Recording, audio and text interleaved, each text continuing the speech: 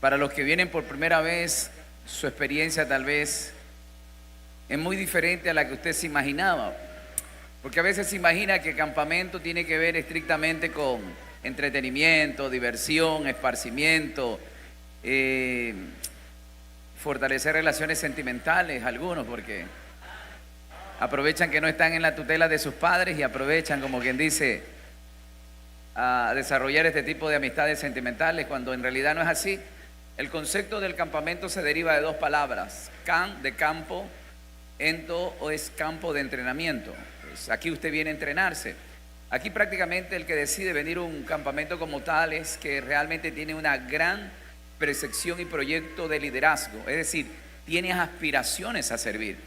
Todo aquel que viene a un campamento tiene un gran anhelo de servirle al Señor. De hecho, el título de este campamento es heme aquí. Es decir, no cualquiera viene a un campamento como este. Aquí hay conocimiento y hay unción, pero prácticamente lo van a recibir todas aquellas personas que necesitan ser formados por Dios. Son temas que hoy se nos han pedido que se mencione, se hable, se enseñen, como es la formación, ¿verdad? Y la madurez. Son temas que generalmente no se hablan el día de hoy, porque tenemos una generación de cristal, una generación muy endeble, muchas gracias, una generación muy endeble, frágil, que hay que hablarle con delicadeza, porque si no se resienten y se van.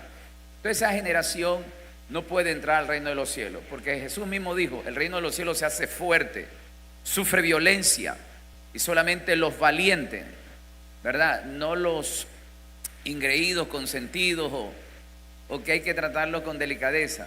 El reino de los cielos, ahora aún más en una generación tan perversa que se desarrolla el día de hoy, hay que actuar, ¿verdad?, con el evangelio que no sufre sombra de variación alguna, que es el evangelio de poder. Ok, yo quiero que vaya conmigo a la primera carta a los Corintios, ¿verdad?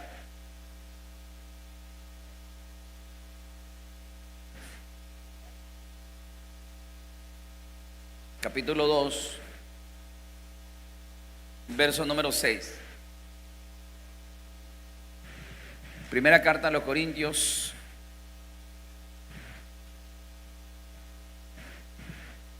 capítulo 2 y el verso número 6.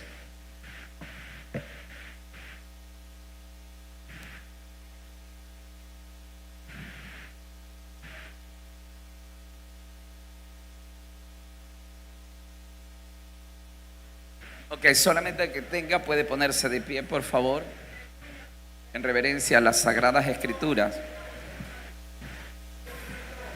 Tienen todos primera carta a los Corintios, en el capítulo número 2 y el versículo número 6. Dice así la poderosa palabra del Señor. Revelación por el Espíritu de Dios, titula. Sin embargo, hablamos sabiduría entre los que han alcanzado madurez, y sabiduría no de este siglo, sino de los príncipes de este siglo que perecen. Mas hablamos sabiduría de Dios en misterio, la sabiduría oculta, la que Dios predestinó antes de los siglos para nuestra gloria. Padre, en el poderoso nombre de Jesús, queremos el día de hoy darte gracias por una palabra que seguro estoy va a bendecir nuestra vida. Queremos el día de hoy que tú exhortes, consuele, edifique, pero nadie salga de este lugar como ha entrado, sino bendecido, avivado y prosperado por el poder de tu palabra. En Cristo Jesús, amén, amén y amén. Tome asiento, por favor.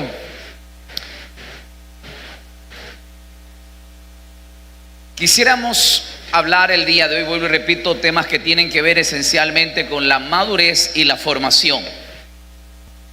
Hoy tenemos una generación de predicadores y líderes o ministros que desafortunadamente algunos de ellos se están yendo. Cumplieron su ciclo ministerial, es decir, cumplieron una etapa y una función eficaz y efectiva que hizo consolidar a la iglesia, que produjo un crecimiento. Pero desafortunadamente cuando no hay un relevo o una sucesión de un liderazgo como tal, o ese liderazgo no tiene la formación, la experiencia y la madurez, desafortunadamente puede fracasar. De hecho, lo vemos en la historia como grandes avivamientos surgieron pero desaparecieron. Una de las grandes experiencias que pudo haber tenido el pueblo de Israel no fue en tiempos de Abraham, de Isaac y de Jacob. Son experiencias personales que ellos hicieron o tuvieron con Dios para continuar el pacto de la creación de un pueblo. Sin embargo, la Biblia dice que 430 años después de Abraham, Israel estaba en una condición muy decadente. Estaba como esclavo, estaba en miseria y en decadencia. Pero Dios levanta a un Moisés, ¿verdad?, para que pueda liberar este pueblo. Y este pueblo vio la gloria del Señor. Pero ese Moisés prácticamente nos enseña cuál es el liderazgo efectivo. Moisés pasó por 3 etapas de su vida, que es el proceso de la madurez y el proceso de su formación. Muchos admiran a Moisés. De hecho, el pueblo de Israel en la actualidad se divide en 2. El pueblo de Israel unos son los mosaicos y los otros son los mesiánicos. Los mosaicos prácticamente han pasado 4000 años y todavía viven, ¿verdad?, las enseñanzas de Moisés. Fue un liderazgo trascendental que aún después de muerto se sigue hablando de Moisés. Es un liderazgo muy importante. Por vez primera, este hombre Dios lo levanta e Israel se adapta a una manifestación de un poder de Dios. Tanto es así que la cultura hebrea tiene tendencia a creer bajo las señales. Jesús mismo lo dijo: los judíos demandan señales, pero los griegos demandan sabiduría. Es decir, los judíos cuando veían, o los hebreos veían señales, manifestaciones, ver a un Elías hacer llover fuego del cielo, se volvían, dejaban a los Baales y buscaban a Dios. Pero ese Moisés tuvo que haber hecho algo, y es ahí donde queremos ver esos 3 niveles de crecimiento. Yo quisiera que muchos de ustedes se conecten con este tema para que ustedes puedan experimentar un liderazgo de efectividad y de excelencia en el Señor. Siempre vamos a ver 3 tipos de desarrollo en un liderazgo. Y la figura principal, el estereotipo, se llama Cristo. Cristo aparece en 3 etapas de su vida. La Biblia hace la narrativa de un Jesús naciendo en un pesebre. Luego aparece un Jesús de 12 años en adolescencia, enseñando y dando cátedra en Jerusalén. Y luego aparece un Jesús de 30 años sirviendo a Dios. La pregunta sería: ¿cuál entonces es la edad correcta para ministrar al Señor? No fue cuando recién nació, porque desató una gloria. Los cielos se conmovieron, los ángeles comenzaron a ministrar, se manifestaron, ¿verdad? Hubo manifestación de prosperidad, vino riquezas de lejanas tierras a ponerlo a los pies de Jesús. Pareciera ser que ese es un Jesús que desató una gloria, pero no era la edad suficiente o la madurez en su formación. Luego aparece un Jesús de 12 años. Un Jesús adolescente, un Jesús que ya tiene tendencia a ver la vida de otra manera, como muchos aspiran el día de hoy en su juventud, en su adolescencia, creen que ya están en la capacidad de tomar decisiones, que son maduros para elaborar proyectos, pero necesitan más formación. Un Jesús de 12 años dando cátedra, enseñando, ministrando, pero sin embargo no estaba autorizado para ministrar. 3 días después de estar concentrado, vino la madre y le dijo: 3 días te has perdido. Me dice: es necesario estar en los negocios de mi padre. En otras palabras, necesito ministrar. Tengo el deseo de servir. Y dice que lo llevó y se sujetó a sus padres. Quiere decir que no estaba en la edad de ministrar, 12 años. Pero luego de 30 años su ministerio se manifiesta. Es interesante. Vemos 3 modelos de Jesús. Pero el más efectivo no fue al recién nacido, no fue el de adolescente, no fue, ¿verdad?, en ese periodo, sino a la edad de 30 años, que resulta ser que desarrolló un liderazgo efectivo. Es interesante. Y quiero comparar con 3 personajes este tema de la madurez y la formación. Prácticamente Cristo desarrolló el modelo ejemplar, pero hubo un antecedente en la historia de los liderazgos efectivos, y entre ellos, diga conmigo, Moisés. Moisés pasó 40 años en el palacio, fue educado con toda la sabiduría de Egipto. Era poderoso en palabra y era poderoso en obras. Yo he escuchado a predicadores decir que Moisés era un neófito, un tartamudo, era una persona que no sabía ni siquiera expresarse. Cuando el libro de los Hechos menciona, ¿verdad?, tanto en el capítulo 6 como en el capítulo 7, menciona quién es este hombre llamado Moisés. Era un hombre poderoso en palabra y en obra, es decir, un hombre que manejaba multitudes, un orador, y no solamente orador, porque dice poderoso en palabra, era gran escritor. ¿Por qué? Porque él escribió los 5 primeros libros de la Biblia. Era un catedrático, era un académico, era un hombre preparado. Lamentablemente hay gente que quiere servir a Dios, pero ni siquiera tiene la capacidad de redactar, ni siquiera tiene la capacidad de escribir un mensaje, ni desarrollarlo. Hoy nos han vendido y nos han vendido un mensaje diciendo que el Espíritu te capacita, sí, pero el Espíritu te capacita en la parte espiritual. Pero Dios también usa maestros para formar y enseñar tu vida y prepararte. 40 años pasó formación académica, conocedor de ciencia. Dice que fue formado con toda la sabiduría de Egipto. No dice cierta sabiduría, toda sabiduría, ¿verdad? Él era conocedor de todos los temas político, social, económico, ¿verdad?, deportivo. En general, él era un hombre diverso en conocimiento. Por eso cuando usted ve que redacta la ley, Moisés tiene que aplicar la ley en diversos contextos, sea social, educativo, ¿verdad?, de salud, de convivencia, económico. Es decir, Moisés tiene un amplio conocimiento, ¿verdad? Él tenía un conocimiento incluso del origen de la creación, pero cuando él tiene la revelación, ¿quién es el creador?, él explica la tesis que actualmente se sostiene para la creación del universo, es decir, para el sustento y la convivencia del mismo universo y sobre todo la tierra. Génesis 1:1 dice: en el principio creó Dios los cielos y la tierra. Se dice que para que el mundo exista necesita tiempo, espacio y materia, pero ahí lo está explicando en el verso 1, ¿verdad? En el principio, tiempo. Dios creó los cielos, espacio, y la tierra, materia.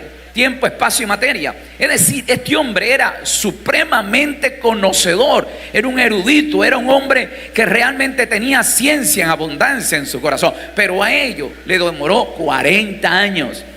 Luego su formación viene en el desierto, porque él tiene que renunciar al palacio, a la corona, al trono, al cetro, a las riquezas, a las comodidades, ¿verdad?, a las atenciones, al respeto y a la admiración, y renuncia a todo aquello y va a morar al desierto de Manaí por 40 años. En esos 40 años no tenía una nevera ni un aire acondicionado, no tenía sirvientas, no tenía ningún tipo de comodidades. Vivía en el desierto, y no como príncipe, sino como siervo. 40 años pasó formándose como un servidor. Dejó el manto de príncipe y tomó el manto de siervo. Y es ahí donde él experimenta durante 40 años apacentar ovejas que ni siquiera eran de él. Ovejas que ni siquiera eran de él, era de su suegro Yetro, sacerdote de Madián. Lo que más me interesa, viendo la perspectiva de la formación de este hombre, es que en él debe de aprender a renunciar cosas que impiden nuestro crecimiento. Y él renunció a la comodidad, es decir, renunció al palacio, renunció a la falsa paternidad, porque había crecido con un concepto que Faraón era su padre. Pero sin embargo descubre que el Dios de su padre tenía un Dios llamado el Dios de Abraham, de Isaac y de Jacob. Él, cuando tiene ese concepto, sale y ve que sus hermanos son esclavos y quiere aplicar justicia, y se le va la mano y comete un homicidio y tiene que salir huyendo. Prácticamente renuncia al palacio, renuncia a las comodidades, la herencia, y renuncia porque algunos argumentan que era el sucesor de Faraón, porque él sabía que ese no era su reino. Y cuando va a este territorio llamado el desierto de Manaín, prácticamente va a convivir un proceso de necesidades y escasez. Y es cuando usted pasa la necesidad, es donde ahí usted aprende a valorar las cosas. Cuando hay necesidad, usted valora lo poco o lo mucho, le da la importancia necesaria. Aquí algunos están valorando su cama, su habitación, su comodidad, su comida, y algunos que tal vez tengan en casa su aire acondicionado, lo extrañan, comienzan a valorar. Prácticamente la formación que este hombre tiene de 40 años, en realidad cuando está en el palacio, los sacerdotes lo veneraban, porque todo príncipe y faraón era considerado Dios, y los sacerdotes veneraban a este hombre. Pero sin embargo Moisés, cuando fue al desierto, se sujetó un sacerdote. Esto nos da a entender que el éxito está en la sujeción. Es que no se puede ejercer autoridad si no se camina bajo autoridad. ¿Cómo me puede decir a mí, pastor, yo soy líder y a mí mis ovejas se me sujetan, pero yo no me sujeto a mi pastor? Pierdo legalidad en el reino. La legalidad establece es que si yo voy a ejercer autoridad, tengo que caminar bajo autoridad. Y ese Moisés lo aprendió no en el palacio, sino en el desierto. En el desierto donde hay necesidades, y este hombre llamado Yetro cumple dos tipos de cobertura, porque es su sacerdote, es su pastor, su mentor en la iglesia, pero luego se convierte en su suegro, el padre político, donde lo gobernaba no solamente en la iglesia, sino también en su casa. Doble formación, es decir, lo tenía que ver a un pastor que lo regañaba y lo formaba en el templo, pero también lo enderezaba en la casa.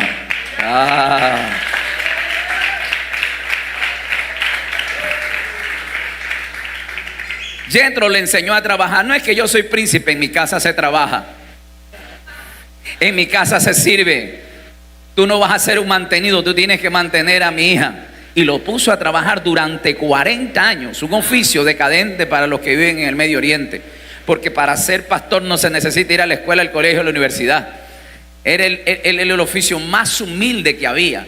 Sin embargo, Moisés, 40 años, resume, 80 años de su vida recibiendo formación para entrar en madurez. ¿Cuántos años sirvió Moisés? 40 años. Es decir, vivió 120 años de su vida, pero para tener un ministerio admirable e inmortal, porque aún después de muerto se sigue aplicando las enseñanzas de Moisés, tuvo que ser formado 80 años de su vida. Hay gente que quiere liderazgo el día de hoy, con 80 días de congregarse o 8 meses de reunirse. Ya quieren tener autoridad, mandar y dominar, ejercer autoridad. Sin embargo, Moisés aprendió a someterse a un sacerdote que aún entró de su liderazgo. Cuando él pastoreaba 40 años en el desierto, cuando necesitaba un consejo, iba donde su suegro, iba a la cobertura, iba al sacerdote Yetro y pedía consejo. No lo veía como el colega, como el compañero de milicia, porque así lo ven los líderes hoy, que con una credencial se creen igual que el pastor. 40 años de su vida ministrando, con una manifestación que ni Yetro ni todos los sacerdotes en esa región podían tener. Pero sin embargo, bajo esa gloria, este hombre llamado Moisés se sujetaba. ¿Por qué entonces tiene ese grado de humildad? Si la Biblia dice que cuando él, formado fue por 40 años en Egipto, salió y se graduó como asesino. Pero la Biblia dice que los 40 años que él está en el desierto, se gradúa como el hombre más manso de toda la tierra. La formación da cambios de actitudes. Este tipo de formación cambia tu personalidad para bien. Por eso que si de modo que alguno está en Cristo, nueva criatura es. Las cosas viejas pasaron, todas son hechas nuevas. Tenemos que entender que la formación nos perfecciona para ver la bendición. Alguien tiene que alabar a Dios en esta hora. Ok. Entonces vemos un liderazgo como Moisés, efectivo y eficaz. Sin embargo, cuando hay sucesiones de este tipo de liderazgo, lamentablemente viene el caos y el fracaso. El avivamiento, ¿verdad?, siempre tiene una fecha tope, son 40 años. En la historia siempre el 40 tiene que ver con pruebas, con tiempo de cumplimiento, con avivamientos, y lo podemos ampliar, pero no es el tema. Pero luego de Moisés vino un Josué, un servidor, ¿verdad?, que experimentó la esclavitud, pero vivió al lado del maestro llamado Moisés durante 40 años. Y esto me llama la atención porque ¿por qué Dios llama a Josué? ¿Por qué lo llama a Josué? En el capítulo 1 del libro de Josué del verso 2 en adelante, dice que después de que murió Moisés, siervo de Jehová, Jehová Dios habló a Josué, siervo de Moisés. Aquí vemos dos tipos de siervo: el siervo de Jehová y el siervo del siervo de Jehová. Aquí hay dos tipos de siervos. El uno se conecta con Dios y el otro se conecta con el siervo de Dios. El grave problema es que el día de hoy nos han vendido un mensaje que todo el mundo puede ser siervo de Dios y nadie se quiere conectar al siervo de Dios. Dos siervos, y para Dios llamar tuvo que establecer el llamado sobre aquel que se conectó con el siervo de Dios. Y Moisés era el siervo de Dios y ahora no está, y quien va a servir ahora es el que aprendió a servir durante 40 años, un siervo de Dios. Pero luego de Josué entra la etapa más crítica que vivió en Israel, la era de los jueces, la dispensación de los jueces, comenzando con un Moisés y terminando con un Samuel, ¿verdad? Donde la Biblia dice que cada vez que se moría un juez, el pueblo entraba en anarquía, el pueblo entraba en crisis social, en una rebelión, y cada uno hacía lo que más bien le parecía. La pregunta sería ¿por qué? Porque desafortunadamente no hay una continuidad de formación y madurez dentro de un liderazgo y un ministerio. Verdaderamente nosotros estamos experimentando tiempos de transición. Si bien es cierto, el apóstol Juan duró 40 años en un ministerio, y esto es interesante, encaja estrictamente en la Biblia, ¿verdad? Como un ministerio llamado por Dios. Pero ahora, ¿de quién depende la continuidad? Es hacia nosotros una generación, ¿verdad? Una generación que necesariamente tiene que pasar por procesos de formación y llegar a un nivel de madurez en el liderazgo. Porque si usted no entra en un proceso de formación, lo que vamos a tener es una generación de líderes consentidos, ingreídos, endebles, frágiles, que básicamente cualquier situación harán que lo que tanto duró construir por 40 años se lo pueda disolver y destruir con facilidad. ¡Qué silencio! Entonces la responsabilidad reposa en cada uno de ustedes. Ustedes asumen una responsabilidad el día de hoy con este lema: heme aquí, en tomar el legado de poder continuar y llegar mucho más allá. Desde hoy comienza el cronómetro a contabilizarse los 40 años restantes si Cristo no ha venido. Si en estos 40 años hemos podido alcanzar esta nación y tantas naciones y hemos atravesado un continente, pues a esta nación le compete en poder alcanzar los continentes, invadir el evangelio de poder a través de esta antorcha gloriosa. Alguien tiene que alabar a Dios, pero necesariamente tiene que pasar por un proceso de formación. La formación que tiene Moisés es supremamente estricta, severa, desgastante. Él tiene un cúmulo de conocimiento, pero con el conocimiento no se puede hacer nada, sino con experiencias espirituales. Faraón le dio un poder académico y de ciencia, pero Jethro le dio un cúmulo de experiencias espirituales. Y es que para ser efectivo en el Señor necesitamos dos tipos de situaciones que se convierten en herramientas poderosas. Número uno es el conocimiento, y número dos es la unción. El conocimiento lo había adquirido tal vez en Egipto, pero le faltaba la unción. Y la unción se la obtiene por grandes experiencias con Dios a través de la comunión o la intimidad con Dios. Y eso le faltaba. Si 40 años le duró tener conocimiento, pues 40 años le tendría que durar. Pastor, yo no me veo 80 años ministrando, ¿verdad? 80 años esperando para servir. Gracias a Dios hoy tenemos recursos que tal vez Moisés no lo tenía en aquellos días. Hoy tenemos todo tipo de recursos para pasar la formación, para poder tener aprendizaje y conocimiento. Sin embargo, hoy esta generación prefiere la distracción, el entretenimiento, el distraerse, y desechan el conocimiento. Pero si bien es cierto, si usted quiere ser diferente a una sociedad de jóvenes que el mundo pervierte, usted tiene que comprometerse con Dios. Prepárese, capacítese. Ahí está el Instituto Bíblico, hay bachillerato en teología, hay licenciatura en teología. Y de hecho, escuché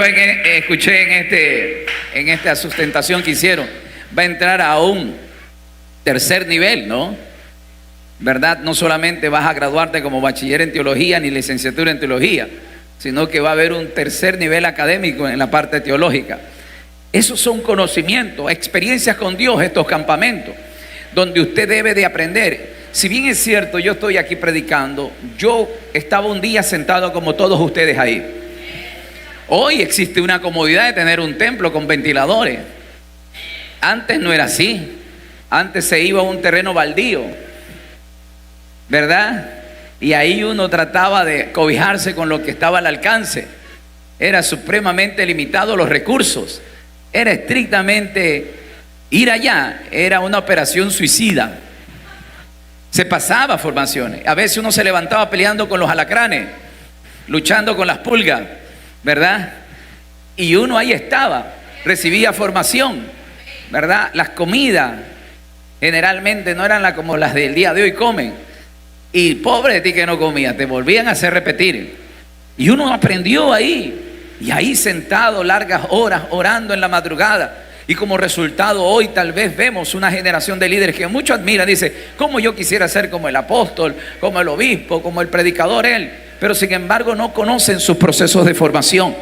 Y aún uno, después de estar ministrando, sigue pasando por diversos tipos de procesos y todo tipo de aprendizaje, porque uno quiere seguir creciendo y seguir desarrollando su nivel académico. 80 años pasó Moisés para servir 40 años. ¿Cuánto tiempo necesitas tú de formar? ¿Verdad? ¿Tú crees que con 4 meses que ya estás en la iglesia ya quieres profetizar? ¿Verdad? Que con 4 años ya quieres que te unjan con aceite. No, mis amados, todo tiene su tiempo. Jesús no ministró a la edad de los recién nacidos, ni cuando tenía 12 años, sino cuando tuvo 30 años, alcanzó madurez. Quisiera hablar características en la cual nos puede ayudar a nosotros, ¿verdad?, a desarrollar este tipo de madurez. A lo menos existen pasajes separados tanto en el Antiguo y Nuevo Testamento con una asociación de palabras griego en la cual habla en relación a la madurez, ¿verdad?, que denota a un niño en un proceso de desarrollo. En esto analizaremos el contraste de estas palabras al interpretar tanto como lo malo que puede haber en un creyente como lo bueno, ¿verdad? Y es que en esto pues tenemos que ver cómo nosotros tenemos que alcanzar madurez. La primera carta a los Corintios en el capítulo 3 verso 1 dice, así que yo, hermano, no puedo hablarlos como a espirituales, sino como a niños en Cristo.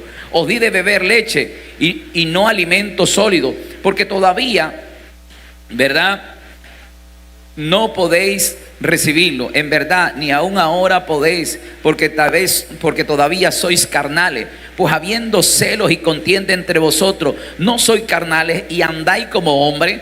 A veces tenemos un liderazgo así conflictivo, un liderazgo que busca competir, ¿verdad?, pretendiendo que esto es una competencia. Y el verdadero liderazgo exitoso tiene que cumplir la palabra éxito. Lo defino en 3 palabras: ser, hacer y alcanzar. Ser lo que Dios te mandó a hacer lo que Dios te mandó a hacer y alcanzar lo que Dios te mandó a alcanzar. Hay gente que buscan competencia, cree que esto es la Coca-Cola y la Pepsi-Cola, que son los iPhone y los Samsung, que uno quiere ser mejor que el otro, ¿verdad?, que quiere sobresalir y todavía exponerse más allá de lo que realmente usted es, porque hoy a través de las redes sociales forman, ¿verdad?, conceptos de pensamiento de liderazgo exitoso, ¿verdad? Hacen tomas, videos, imágenes, fotos, como que la gloria de Dios está descendiendo. Hacen ahí unos videos, los editan y dicen, wow, qué glorioso es. Y piensan que eso es lo que se vende. Prácticamente hoy tenemos liderazgo de exposiciones en redes sociales, influencers, aleluyas, comerciales, que prácticamente venden un mensaje el cual ellos no lo viven. Sin embargo, el verdadero liderazgo muestra espiritualidad, que yo no tengo necesidad de exponerme tanto, porque quien prolonga y expande tu nombre no eres tú sino Dios, porque Jesús dijo, yo mismo, mi testimonio por mí mismo no es verdadero, otro da testimonio de mí. Pablo se tiene que enfrentar a una iglesia como son los Corintios, que había diversidad de dones, no le hacía falta un don alguno, pero era un gran grupo de creyentes carnales, niños espirituales. Es decir, hay tres tipos de alimentos espirituales. Está la leche, está el alimento en vianda y el alimento sólido para tres etapas de nuestra vida. Cristo necesitaba a la edad de recién nacido leche espiritual, alimento en vianda a los 12 años de edad, pero a los 30 años ya era un alimento sólido, porque había sido ejercitado su sentido en el discernimiento del bien y el mal.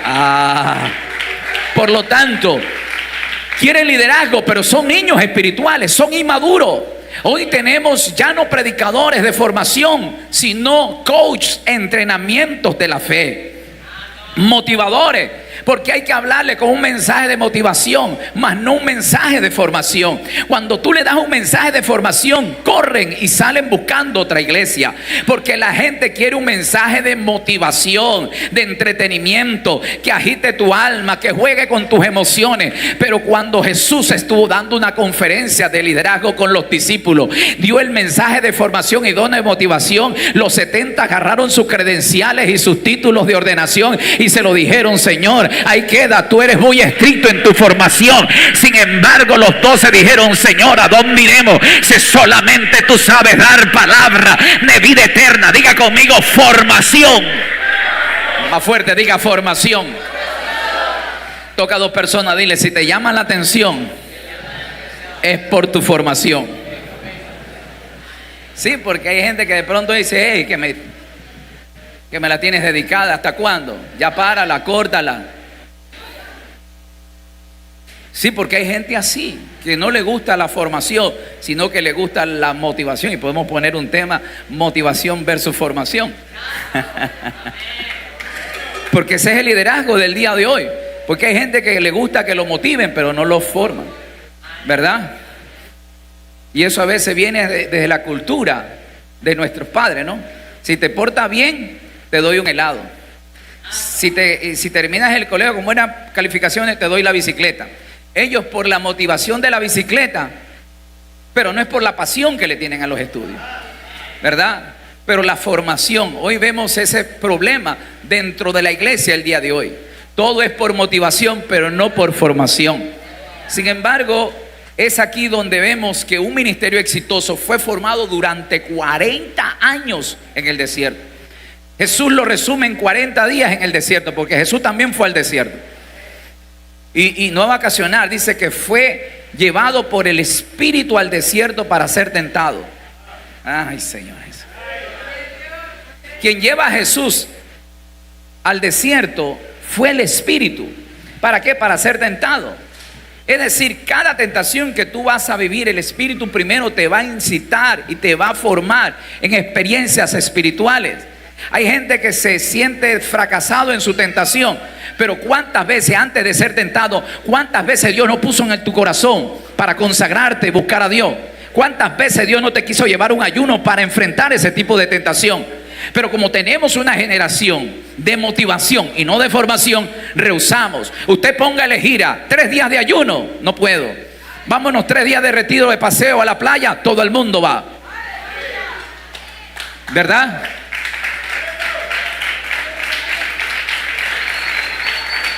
Motivación. Ven al culto que hoy día te vamos a dar cena gratis. Hasta la familia entera viene. Porque todos caminan por motivación. Dígale a la iglesia que hay comida, todo el mundo viene. Dígale que hay ayuno, no pueden.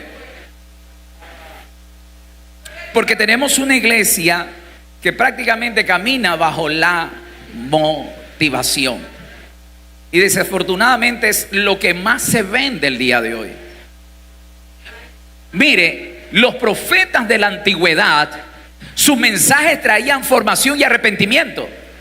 Pero los profetas del día de hoy, que traen motivación y no confrontación, son que hay incluso que pagar la entrada para escucharlo. Viene el profeta, va a dar una conferencia, 50, $100. Compran el VIP que vale $300. Porque ahí estoy más de cerca y me va a soltar una palabra. Pero los profetas de los años antiguos, 80, 70, 90, venía el profeta y la iglesia no quería congregarse, porque tenía miedo que lo confronte y que en realidad traiga formación sobre su vida. Mire el cambio que tenemos. Hasta los profetas han cambiado. Los profetas del día de hoy, su mensaje es motivación, ¿verdad? Y yo veo a este hombre llamado Juan el Amado, el apóstol de Jesucristo. Escribí la tercera epístola de Juan, capítulo 1, porque no hay más capítulo. Verso 1 dice: el anciano Agayo, ni siquiera se mencionó apóstol. Verso 2 dice: amado, yo deseo que tú seas prosperado en todas las cosas y tengas salud, así como prospera tu alma. Menciona dos veces la palabra prosperidad. Pero yo no lo veo a un Juan diciendo: declaro, decreto, profetizo y establezco que vas a ser prosperado. Y este año viene un carro 0 kilómetros, doble cabina, 4x4 a full equipo. Es más, pongo en juego mi ministerio si no se cumple. Yo no lo veo a un Juan así. Porque esos profetas traen motivación. Y dice: ay, recibo esa palabra, sella esa palabra, saco los $500 que tengo y lo pongo ahí. Han pasado 5 años y la camioneta no llega. Porque es más fácil, es negocio y es rentable jugar con las emociones de la gente. No me dejes solo. Yo tal vez pienso de que este mensaje no le va a caer bien a algunos, porque están acostumbrados a que se los emocione a través de las motivaciones. Juan dice: yo deseo, ni siquiera me atrevo a profetizar. Gallo era el pilar económico que tenía Juan. Juan establecía un comedor comunitario, ahí estaba Gallo con la provisión. Juan iba a construir un nuevo templo, ahí estaba Gallo financiando. Juan tenía un viaje misionero, ahí estaba pagándole los tickets. Pero sin embargo, cuando lo ve Juan a Gallo, dice: amado, yo deseo que tú seas prosperado. Estableció solamente no le profetizó, no decretó una palabra apostólica, una bendición apostólica. Porque sabe, le dice, que sea prosperado en todas las cosas y tenga salud, así como prospera tu alma. Lo que le está tratando de decir, que la prosperidad se genera en la parte espiritual. Cuando dice así como prospera tu alma, lo que le está tratando de decir es que mientras tu alma sea más generosa, más te siga dando Dios. Porque hay gente que son generosos en lo poco, pero cuando viene la fortuna ya no quieren dar. Lo que Juan está diciendo, que Dios te dé más grandeza económica para engrandecer el reino, porque tú eres un facilitador de la bendición del Señor. Porque cada vez que Dios te prospera, tú no cierres el corazón, sino al contrario, sigue. Entonces los predicadores del día de hoy lo que producen o provocan lo que se llama es motivación. Diga conmigo: motivación. Y lamentablemente yo estoy viendo paralelamente en mi desarrollo ministerial gente que cae en esa tendencia, porque es lo más comercial, lo más productible, lo que más se vende, lo que prácticamente es lo que más genera en recursos. Pero cuando tú traes un mensaje de formación y de confrontación, se cierran las puertas. No me eres negocio, tú estás viendo que yo tengo esta gente con el mensaje de fulano de tal he crecido y tú me vas a traer este mensaje, me vas a destruir la iglesia. Tú tienes una iglesia de falsedad. Tú tienes una iglesia que no ha sido edificada bajo la roca, no tiene fundamento. Tanto es así que el día que se muere el pastor se acaba la iglesia, porque no habrá quien lo motive el día de mañana. Este ministerio, a Dios sea la gloria, su siervo fue llevado a su presencia, pero estamos de pie, golpeando de la misma manera, trayendo una formación para una nueva generación. Cuando nosotros no estemos, esto se siga multiplicando. ¿Cuántos alaban a Dios en esta hora? Entonces, desafortunadamente, una iglesia de emoción se queda en una estatura espiritual, que son los niños espirituales. El escritor a los hebreos, algunos dicen que es el apóstol Apolo, otros dicen que es el apóstol Pablo, y la mayoría de teólogos eruditas y historiadores creen que es Pablo, pero Pablo no firma esta carta, por lo tanto no podemos acreditarle a ninguno de ellos. Pero Hebreos 5, 13 y 14 dice: porque todo el que toma solo leche no está acostumbrado a la palabra de justicia, porque es niño, pero el alimento sólido es para los adultos, los cuales por la práctica tienen el sentido ejercitado para discernir el bien y el mal. Es decir, todos estamos llamados a llegar a la estatura del varón perfecto. Esto el apóstol Pablo lo escribe en la carta a los Efesios capítulo 4 verso 13 al 14. Efesios capítulo 4 verso 13 al 14 dice: hasta que todos lleguemos a la unidad de la fe y el conocimiento pleno del Hijo de Dios, a la condición de un hombre maduro, según la nueva versión, dice: a la medida de la estatura de la plenitud de Cristo, para que todos no seamos niños sacudidos por olas y llevados por aquí y allá por cualquier viento de doctrina, con astucia de hombres y artimaña del error. Pero el escritor en la nueva versión, estoy en Efesios capítulo 4, por favor deténgase conmigo en el verso 13. Bueno, si leo el verso 11, usted va a ver que ahí están los 5 ministerios, ¿no? Él mismo constituyó a unos. ¿Qué dice ahí? Verso 11: apóstoles, profetas, evangelistas, pastores y maestros. ¿Para qué sirven estos 5 ministerios? La respuesta está en el verso 12. ¿A fin de qué? ¿Perfeccionar a quién? A los santos para la obra de qué? Del ministerio. Es decir, nosotros necesitamos un liderazgo ministerial integral, que funcionen las 5 unciones. El apostolado promueve un liderazgo sin paredes, un liderazgo sin frontera. El apóstol tiene una visión de águila que mira a las naciones, ¿verdad? Al contrario, el pastor solamente ve paredes, pero el apóstol ve naciones, continentes.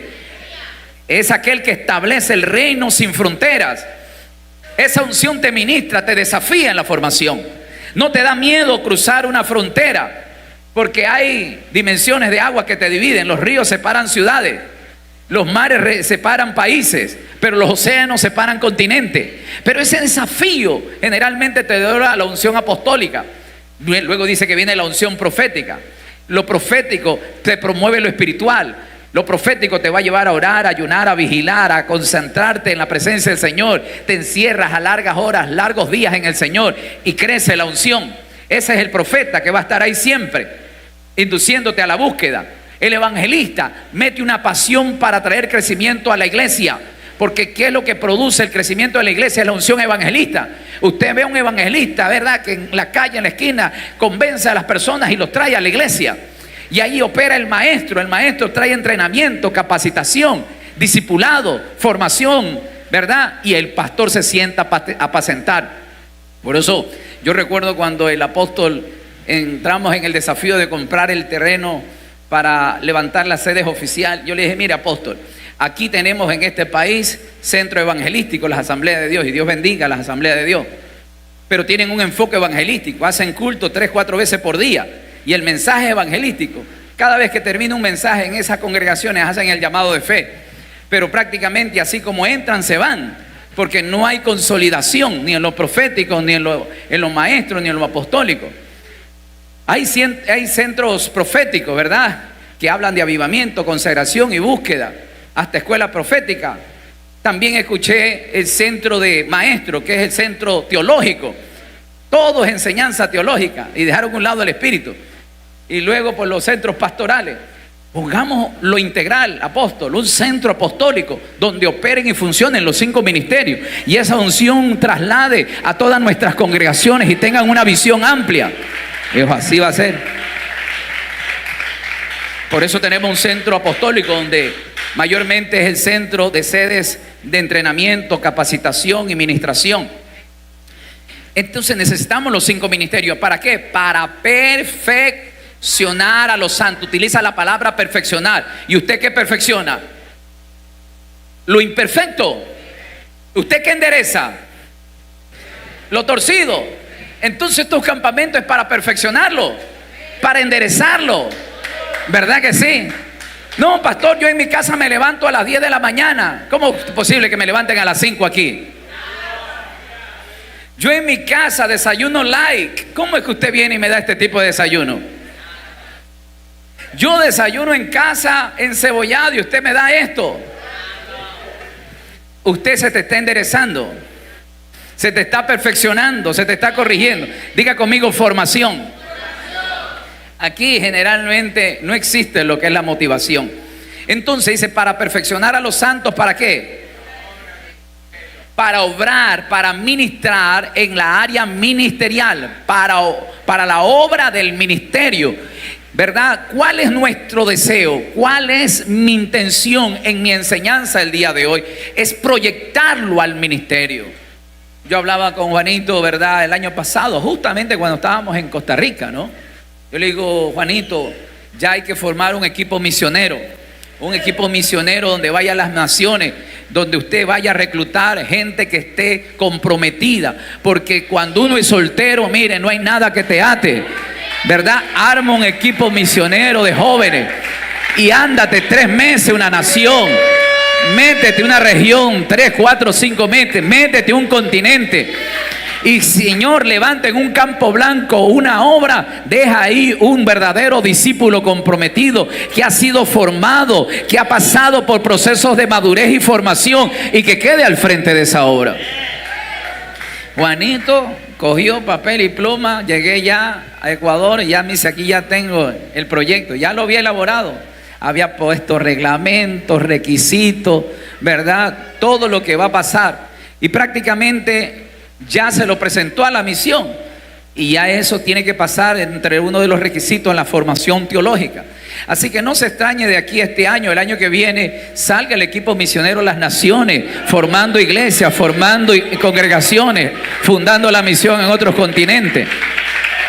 No viajar de manera neófita, ignorando las escrituras, sino disertando el mensaje, lleno de la unción, impartiendo, ¿verdad? Como dijo el apóstol Pablo, no me avergüenzo del evangelio porque es poder de Dios. Pablo dijo, yo no vine a ustedes con palabra persuasiva, sino con poder, con conocimiento, que aún las esferas sociales y académicas torcían en escuchar a un Pablo que realmente tenía un poder, aleluya, de expresión y de enseñanza profunda. Es lo que necesitamos, pero para eso se necesita formación, no se necesita motivación. Tal vez ya escucharon esta primicia hoy día, ya más luego le dirán, Juanito, anótame ahí, yo quiero ir. Porque son noveleros, quieren viajar, pero no quieren acostarse al piso a dormir. Que hay días que en un viaje misionero tendrás que comer tal vez una vez al día, no te va a gustar.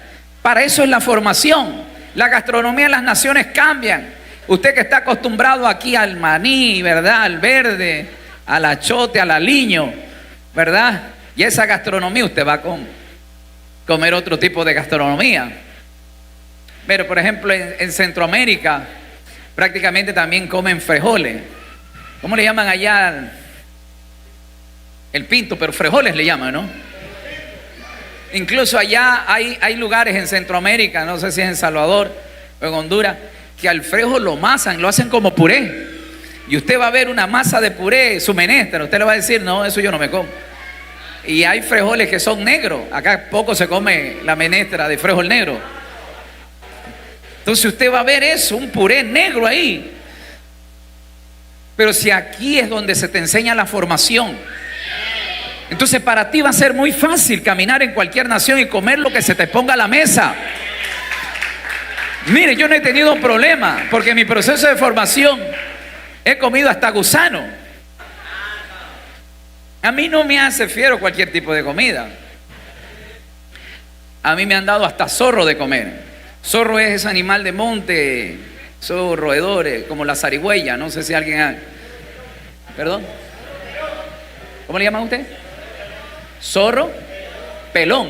Ah, porque no tiene mucho pelo. Pelón en otros países le dicen a los calvos, no es porque tienen demasiado pelo. Pelón es ya calvo. Ok, mire el cambio de contexto cultural. Pero nosotros necesitamos una generación de jóvenes que pasen por los procesos de ¿qué? ¿Procesos de qué? A veces va a haber momentos que se te va a alzar la voz, se te va a mandar, no con cariño, en disciplina, y tú tienes que aceptar, porque a veces la vida es más dura. ¿Y cómo usted puede ser posible mandar líderes o ministros frágiles, endebles, resentidos, que usted lo va a mandar a una obra y en 3 meses van a regresar? Pero cuando usted recibe formación, mire usted, Moisés vivió 40 años lidiando con ovejas, pero luego 40 años lidiando con gente. Por eso nunca menosprecie lo pequeño, porque en lo pequeño está escondida tu grandeza. 40 años lidiando con animales, menospreciados, ¿ve? ¿Hasta cuándo con los animales? Pero 40 años después, pastoreando una iglesia en el desierto de 500, de medio millón de personas. 500,000 personas, imagínense. Un hombre que pasó lidiando en el desierto con animales, luego se convirtió en el pastor más próspero en toda la historia de Israel. Por eso nunca menosprecie lo pequeño. Ya hasta cuándo estoy limpiando baños, hasta cuándo limpio piso. Yo quiero ir a las naciones, pero comienza con lo pequeño. No menosprecie lo pequeño. Pastores, que yo tengo mi título académico, yo tengo título de tercer nivel y voy por el título de cuarto nivel. Póngame, encasíllame ahí. Quiero ministrar. Ese es el grave problema que tenemos hoy en la generación de la iglesia actual. Se convierte en un artista, al día siguiente está en el altar ministrando.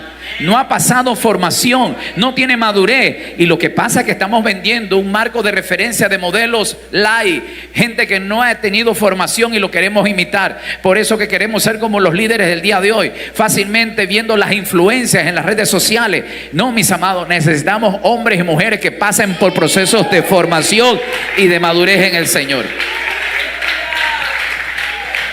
Entonces sigue diciendo Pablo, el verso 12, a fin de perfeccionar a los santos para la obra del ministerio, hasta que todos lleguemos a la unidad de la fe y al conocimiento del Hijo de Dios. Varón, ¿qué dice ahí? A la medida, a la estatura y a la plenitud. Aquí vemos 3 niveles también. A la medida, a la estatura y a la... ¿Se da cuenta? 3 niveles, 3 dimensiones. Niño, adolescente y adulto. Adulto es sinónimo de madurez. Por eso que en el libro de Génesis 2:24 dice: dejará el hombre a su padre y a su madre y se unirá a su mujer. El candidato para llegar al matrimonio tiene que ser un hombre, no un niño, ni un adolescente, ni un joven, ni un muchacho. ¿Por qué la Biblia dice hombre?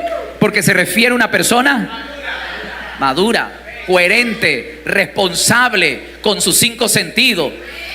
15, 16, 17 años, ya me quiero casar. Tú eres un adolescente irresponsable. Todavía no sabes cómo debo de trabajar para pagar la planilla del agua, de la luz, del teléfono, llenar la nevera, pagar un arriendo. Eso solamente los tienen las personas que son maduras y responsables. Por eso Dios da la orden que el candidato para llegar al matrimonio tiene que ser un hombre. Es decir, el candidato para llegar al ministerio tiene que ser una persona madura, responsable, que ha aprendido a desarrollar los procesos de la vida. No pide usted liderazgo si no ha madurado. No pide usted ministerio si todavía es un resentido.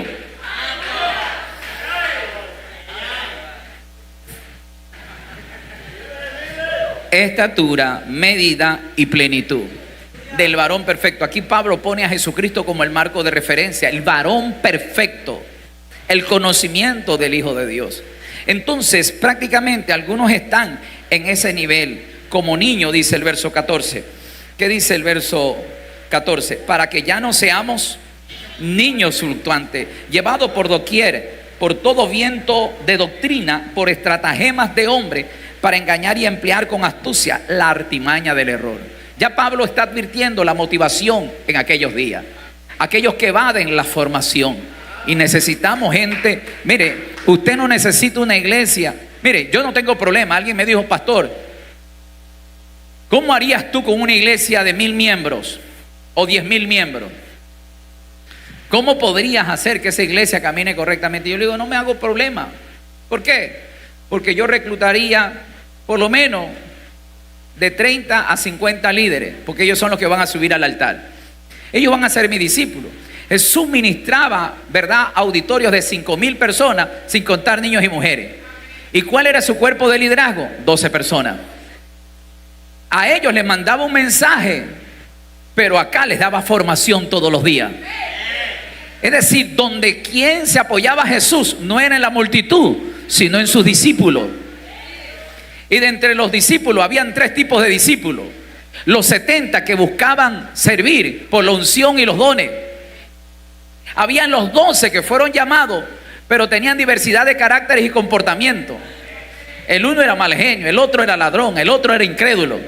Pero de entre los 12 sale un tercer grupo, ¿verdad?, que son los discípulos que intimaban con Jesús.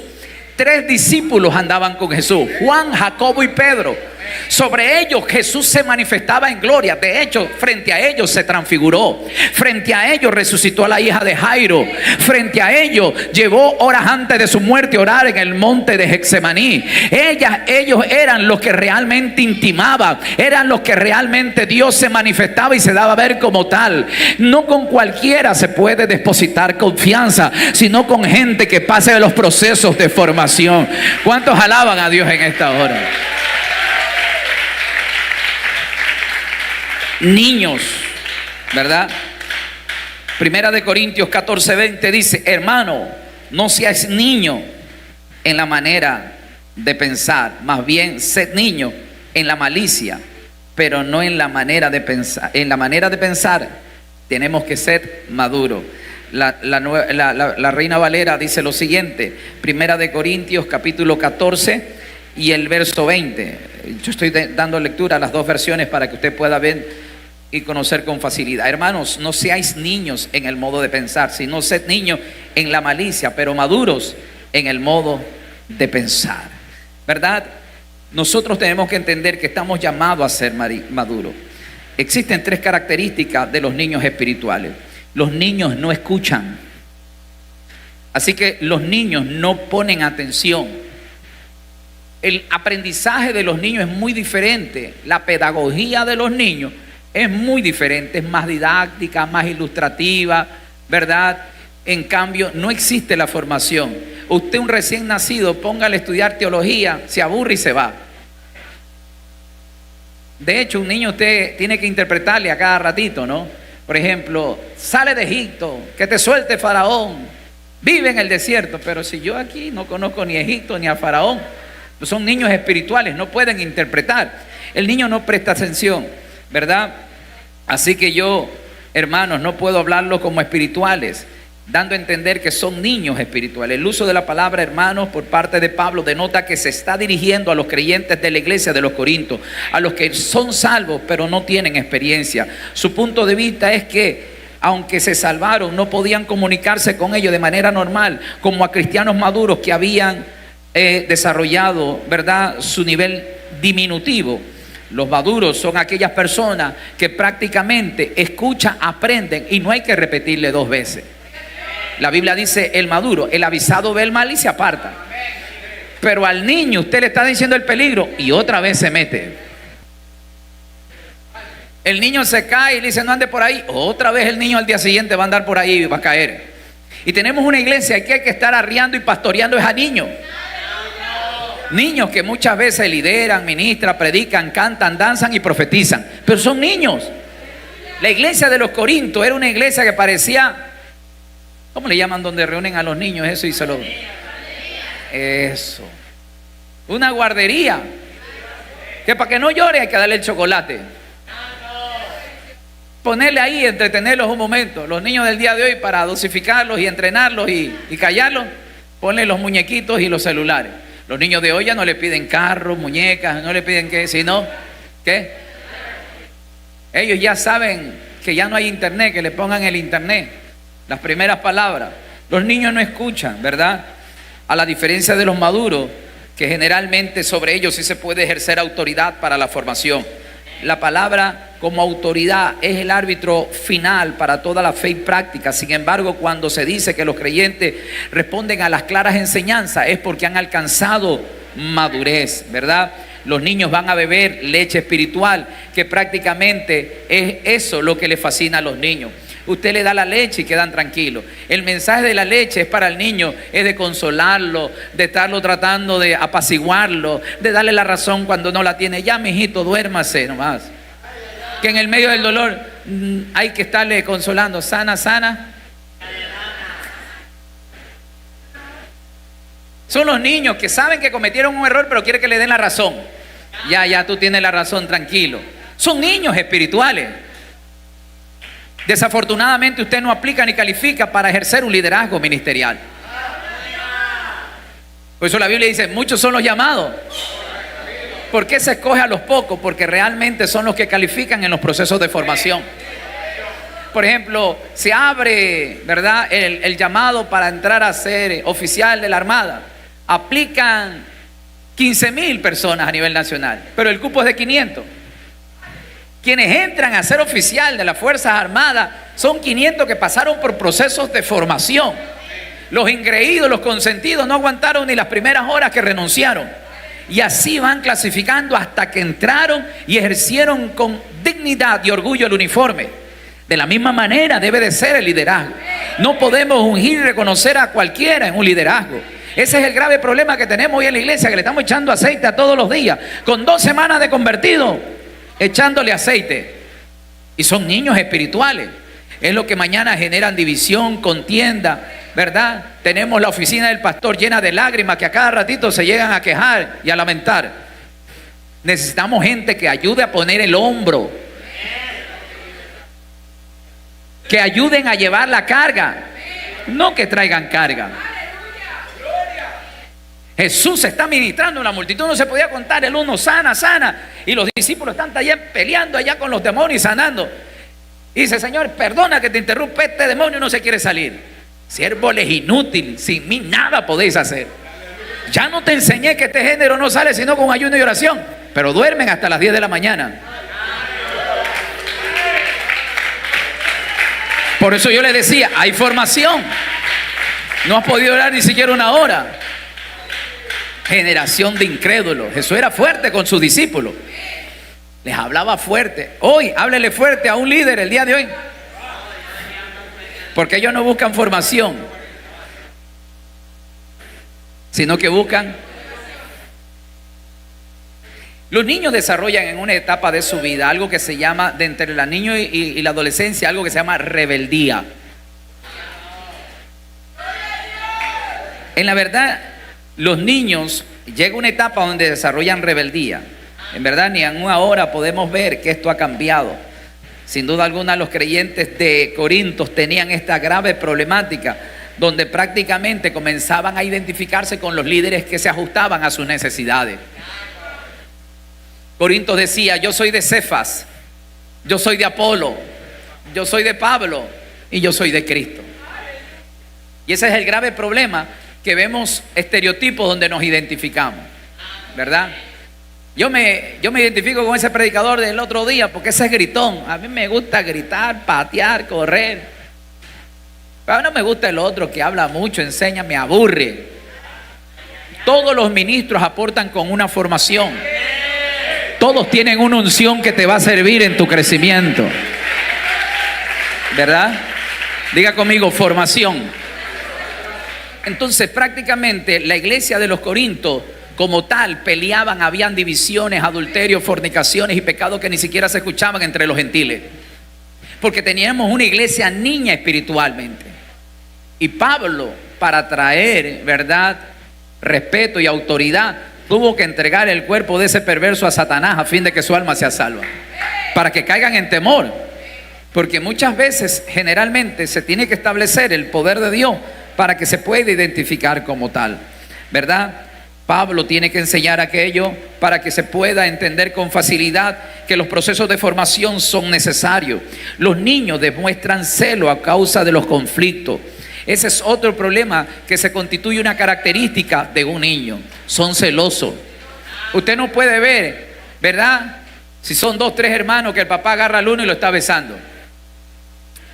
Yo tengo 3 nietos que son pequeñitos todavía.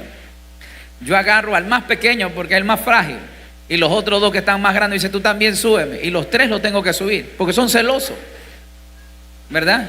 Porque todos quieren que le den el mismo cariño. Si se enteró que el uno le compró un helado, el otro quiere helado, y no se le antoja de otro sabor ni de otro precio, sino del mismo precio y del mismo sabor, porque los niños por naturaleza son celosos, ¿verdad? Entonces, una de las características de los líderes que están en la estatura de un niño es que son, claro, con él es el consentido, ¿no? Con él sí viaja, a él sí lo pone a predicar. ¿Qué son? Él es su consentido. Son celosos. Entonces, vemos que generalmente hay gente que quiere liderar, ministrar, ministerial, pero son celosos. De hecho, son conflictivos en sus mensajes. Porque cuando le dieron la oportunidad a un celoso, comienza a sacar a relucir su celo. Su mensaje es hacer excepción de personas, claro. Porque él tiene plata si lo usan. Yo como no tengo dinero, no soy importante en la iglesia. Son celosos. Y usted está en un nivel espiritual de una criatura que hay que cambiarle los pañales todavía. Entonces no podemos, a veces, mire, mucha es la mía, pero pocos son los obreros. ¿Cuáles son esos pocos? Los que se dejan formar. Entonces, si usted tiene el deseo de servir y acudir al llamado del lema, heme aquí, déjese, no sea resentido. ¿Verdad que sí? Si dicen que hay que levantarse a las 5, 4:30, ya estoy despierto. ¿Verdad? Estar siempre primero. El culto comienza a las 7, 7:15 yo estoy ahí. Aunque me llamen exagerado, espiritual, dígame lo que me diga. Yo quiero formación, tengo el deseo de crecer en el Señor. Yo recuerdo porque a mí el Señor me llama, tengo un negocio estable, solvente, estoy experimentando después de haber terminado mis estudios y vi que los estudios no me generaban. El comercio, escalé rápidamente de trabajar con un mayorista a ser administrador de un local y luego compré mi propio local y en poco tiempo yo estaba generando y Dios me llama. Y cuando me llama el Señor, yo comienzo a pelear con el Señor. Yo le digo, no, Señor, estoy en un nivel económico estable. Si yo me dedico al ministerio, los hermanos me van a hacer ayunar a la fuerza. ¿Sabe a qué me refiero, no? Algunos todavía no entienden porque son niños espirituales. Es decir, ellos no me van a diezmar y yo voy a pasar necesidad. Y yo tengo mi local y genero recursos. Entonces comencé a pelear con el Señor hasta que Dios me llama. Y cuando me llama, me enamoro del llamado, de la unción, que yo ya el negocio lo abría a veces pasando una semana o pasando 15 días.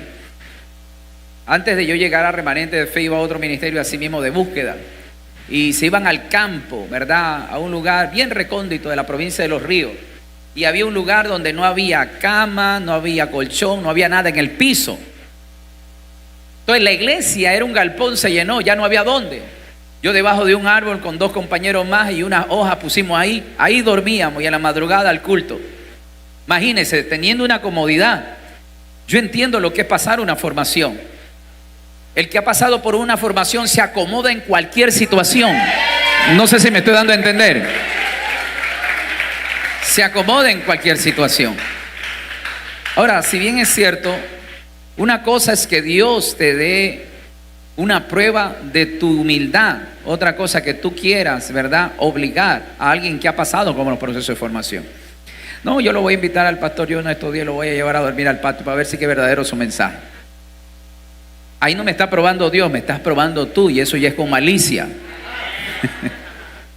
Sí, el pastor dice que come cualquier cosa, le va a dar gusano mañana. Ahí no me está probando Dios. El apóstol contaba en cierta ocasión que fue invitado a Perú y en Perú lo sacan de un lugar donde él había sido invitado y lo están honrando y lo llevaron a un lugar a predicar, muy lejano.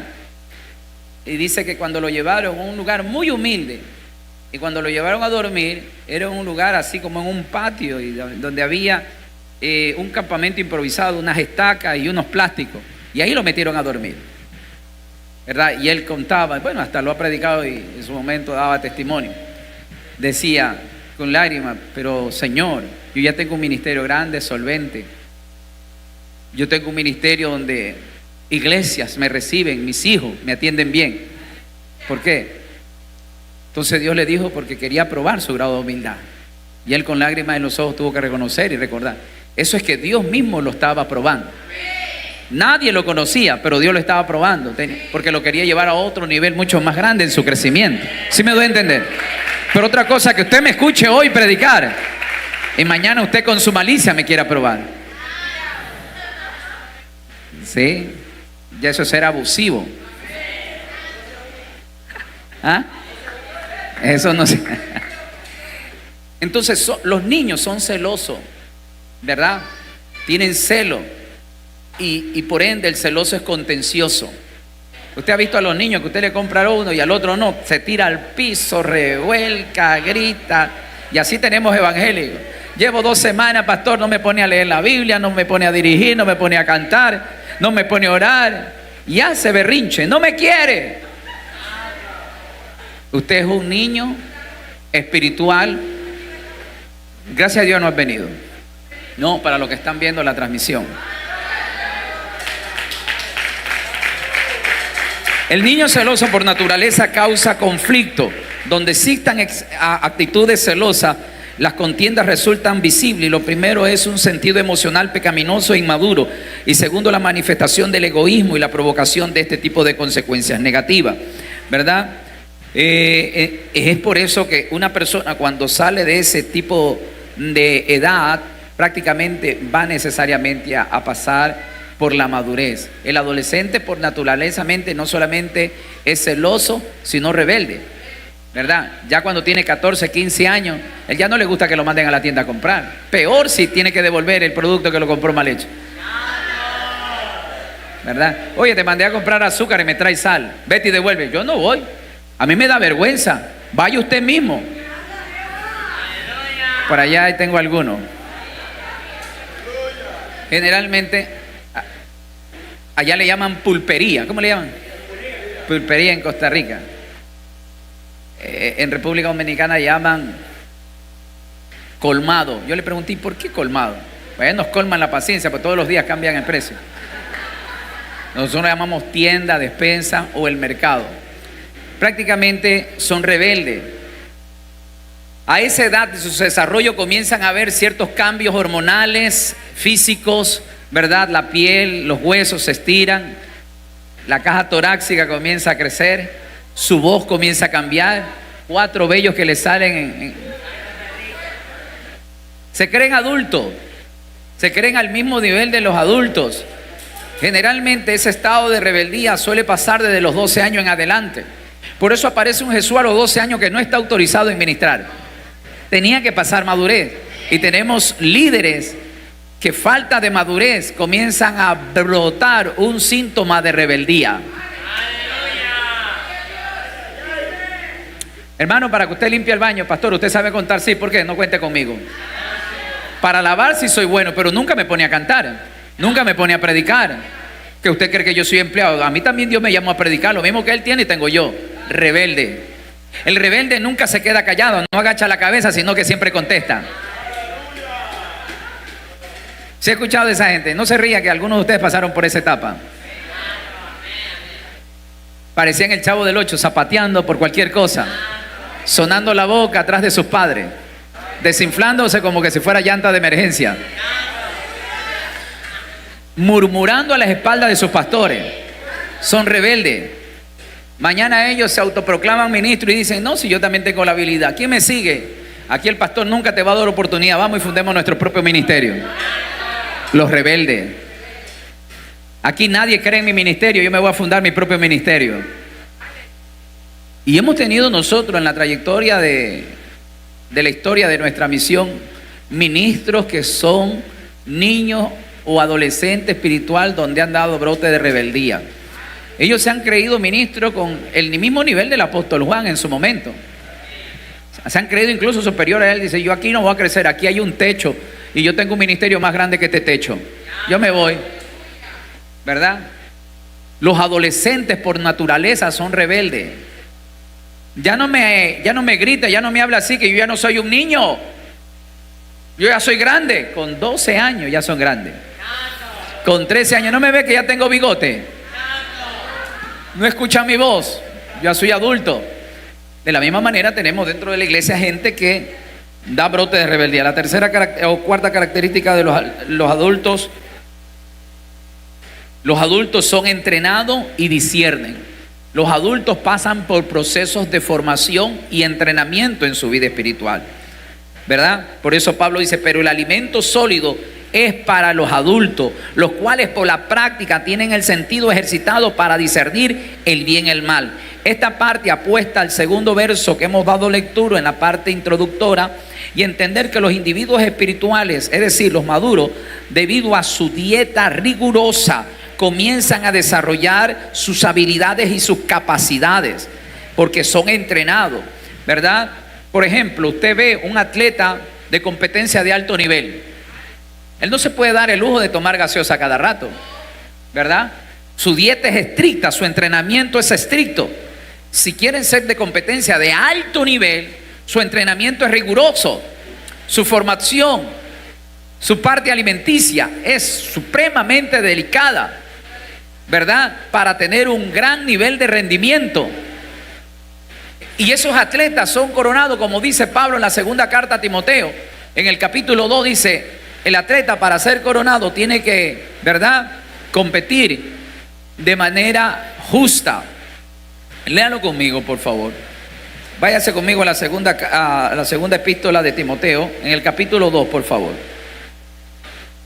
Deténgase, por favor, en el verso número 5. Y él tiene ya, alguien con voz fuerte, ¿qué dice ahí? Y también, el que lucha, ¿qué dice ahí? Como atleta, no es coronado si no lucha. Si tú quieres ser coronado o necesitas la corona, la medalla olímpica, tienes que luchar legítimamente, no hacer trampa. Ahora, ¿cómo se puede coronar ilegítimamente? ¿De qué manera? Se dopan. Toman ciertas sustancias que generalmente dan un rendimiento, pero no natural, sino a través de ciertos productos químicos, ¿verdad? Entonces, ¿cómo usted puede hablar de ayuno cuando usted no ayuna? Está compitiendo ilegítimamente. ¿Cuándo dice usted? Porque hay gente que se pone a predicar y dice, predicar el mensaje del amor, tenemos que perdonarnos, pero usted no se lleva con media congregación. Que usted le da la oportunidad de predicar, y ese día que predicó vino temprano y predicó exhortando que todos tienen que congregarse, pero usted nomás se congregó el día que le tocó predicar. Está fuerte, ¿no? Porque cuando se ponen en el altar son estrictos, rectos y perfectos, pero bajan el altar y cuando están abajo solo es para criticar.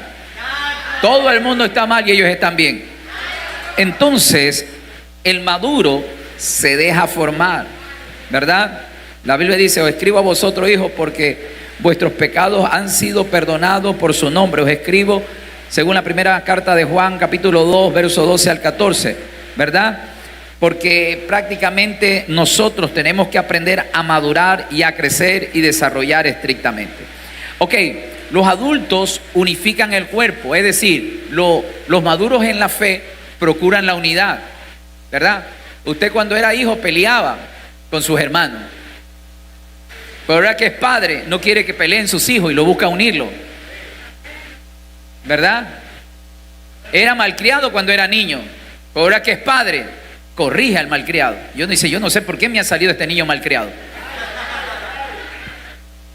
¿Por qué me ha salido inquieto? Pues me ha salido rebelde.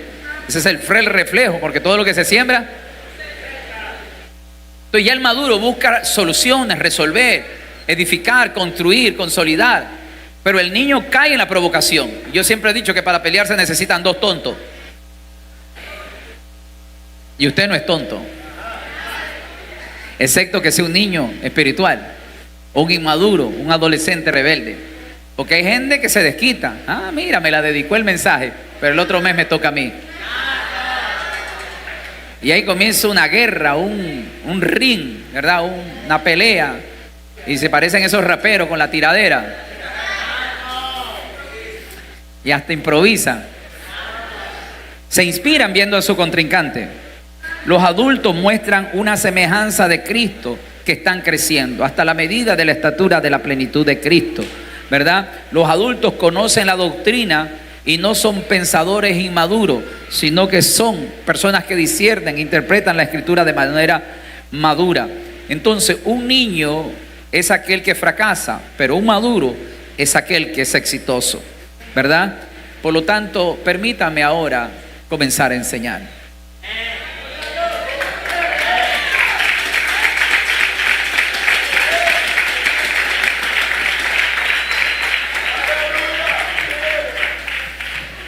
Dije que inicialmente quería hacer la narrativa de la enseñanza bajo modelos bíblicos.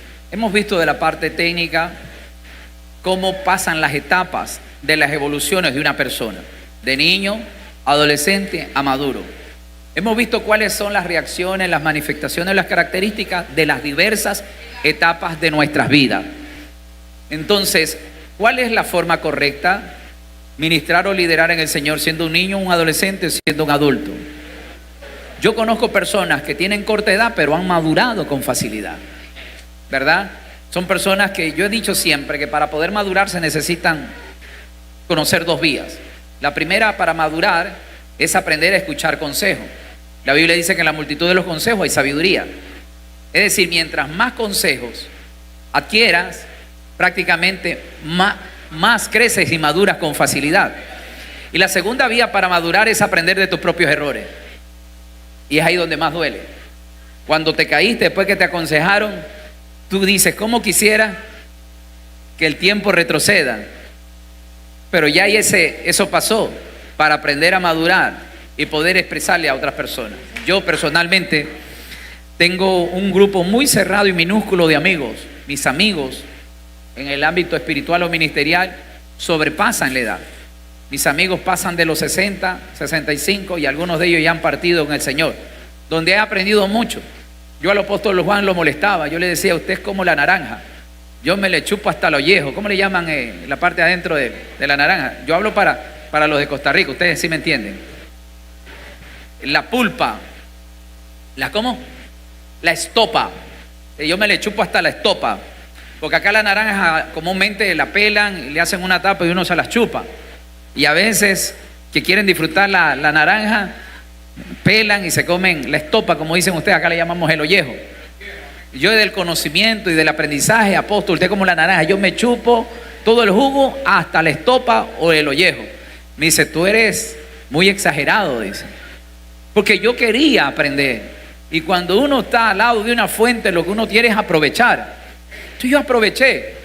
Y pues obviamente la experiencia de ellos me evita a yo fracasar, porque me dicen, no vayas por ahí, porque por aquí va a haber problemas. Alguien me dijo, mira, ten cuidado en la edad de los 40 porque es un problema. A las mujeres le viene la menopausia, al hombre le viene la andropausia. ¿Qué es eso, pastor? Son cambios hormonales y cambios de concepto, de forma de ver la vida. Algunos se comportan como niños, otros creen ser adolescentes, otros quieren vivir la vida que no vivió. Entonces, cambio de percepción. Entonces comencé yo a experimentar cosas y dije, bueno, verdad, mira, me lo dice ese porque ya lo vivió. Entonces uno va aprendiendo, no espera cometer el error para comenzar a lamentarse. Y uno determina su crecimiento exitoso es a través de haber escuchado consejos. Entonces, dentro del marco bíblico, yo quiero hablar, dije que iba a tomar ciertos modelos, entre ellos hablé de Moisés, pero hoy me quiero detener sobre la figura de un joven llamado José. Diga conmigo, José. José pasó por algunas etapas, ¿no? Usted conoce la historia de José, pero vamos a estudiar diversas etapas de formación que lo llevó a ser exitoso con un liderazgo relevante a este hombre llamado José. De hecho, algunos críticos y estudiosos lo categorizan a José como el cuarto patriarca. Después de Abraham, Isaac, Jacob, José sobresale porque da a conocer en un imperio naciente y exitoso como era Egipto el nombre de Jehová, ¿verdad? Ese fue José, pero desafortunadamente el tiempo se me acabó. Perdón, pero yo sé que tengo un tiempo en la tarde según el programa, no hay problema, ¿no? Ok, porque a algunos hasta el hambre se les fue, ¿no? Cuando le hablas de formación, algunos hacen pataleta, ¿no? Yo conozco congregaciones que al predicador le enseña el reloj y hay amenazas, ¿no? Te bajo el breque, págale el micrófono. Pero gracias a Dios a ustedes les gusta deleitarse y disfrutarse de una buena palabra en el Señor.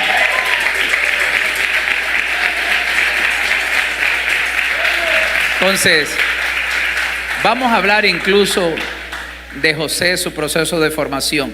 ¿Cómo identificarse con José? ¿Cuáles fueron las cualidades y características que a José llevó a un palacio? ¿Verdad? A la diferencia de Moisés. Moisés salió de un palacio, pero José salió de un desierto para llegar a un palacio. ¿Qué tuvo que pasar José para llegar a un palacio?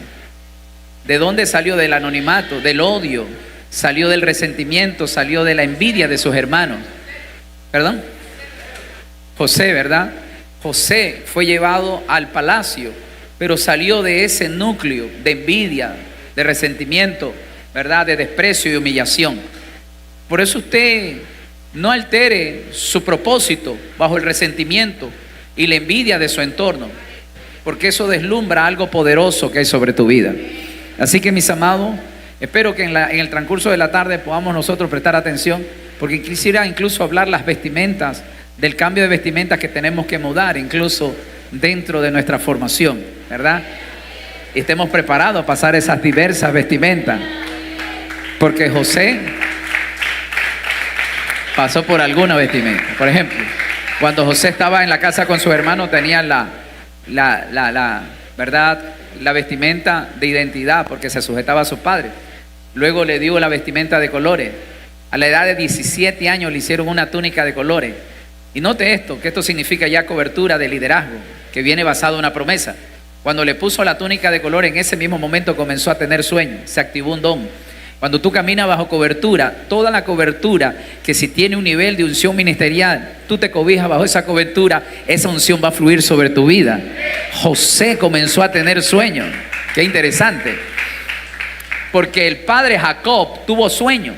Cuando él estuvo en un monte que se bautiza como Betel, cogió una piedra como almohada y tuvo un sueño que los cielos se abrieron. O sea, la unción paternal de la cobertura cayó sobre José. Entonces comenzó a transicionar, pero esa vestidura comenzó a generar envidia entre sus hermanos. Esa misma vestidura, sus hermanos la cogieron, lo primero que hicieron es la cortaron y la llenaron de sangre, pero activaron el pacto. ¿Por qué? Porque la promesa generalmente que se le hizo Dios a Noé fue a través de un arcoíris multicolores, y ese era un manto que tenía un pacto, pero cortaron un cabrito y le echaron sangre y activaron el pacto, porque la sangre activa el pacto. Y el pacto perpetuo, ¿verdad? Bueno, le estoy haciendo un pequeño resumen, un tráiler de lo que quiero hablarle luego. Sí, o sea, que coma y venga, corra ahí rápido acá. Pero sus hermanos le quitaron el manto. Es lo que se llama persecución. Cuando hay un liderazgo, un ministerio, un llamado, vamos a vivir persecución, ¿verdad?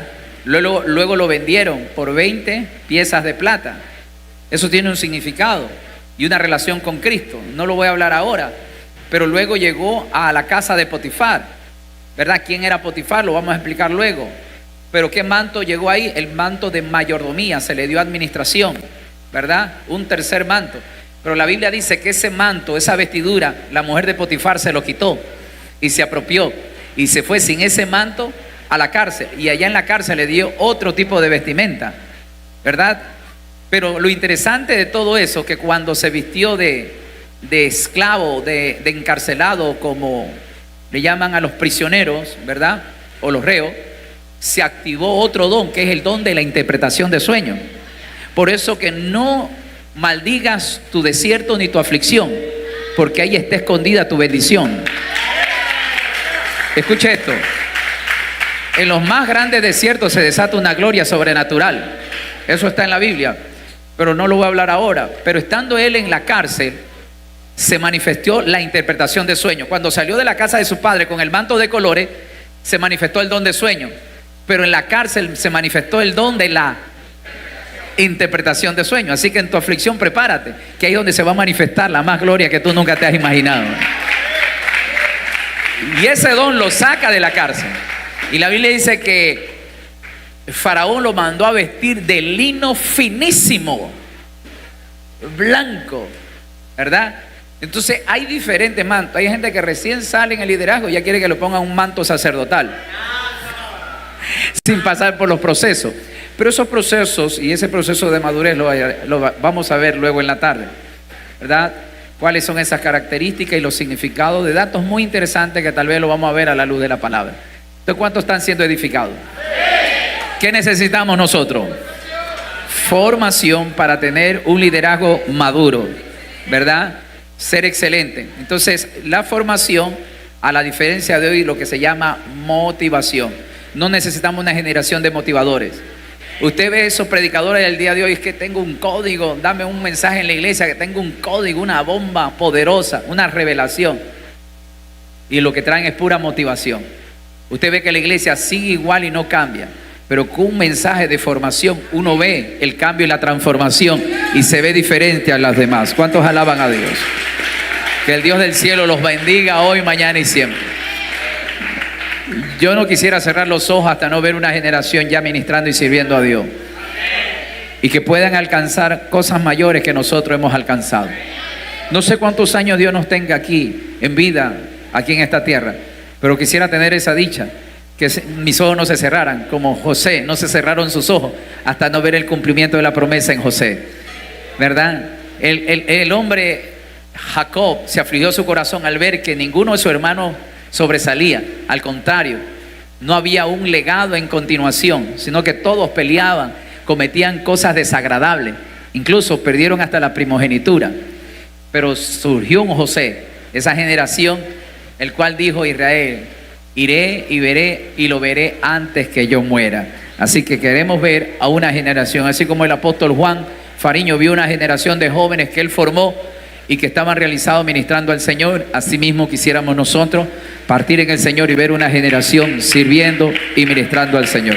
Que el Señor les bendiga. En la tarde nos estamos viendo.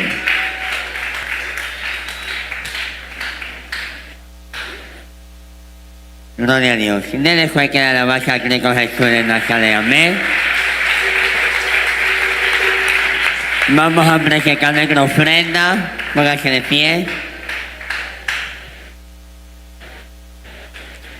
Después que hagamos la oración, mis amados hermanos, un momentico todo se va a reunir en la casa. Vamos a entregar algunas ofrendas que acaban desordenadas. Recuerde que Dios es un Dios de orden. Y donde cada uno de nosotros estamos, debemos tener nuestros lugares ordenados. Amén. Mira, mis hijos. Lo que va a pasar, pase, trayendo su ofrenda delante de la presencia del Señor.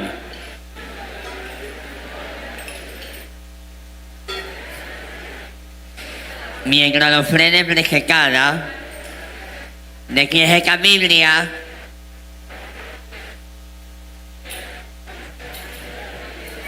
Amén. Esta Biblia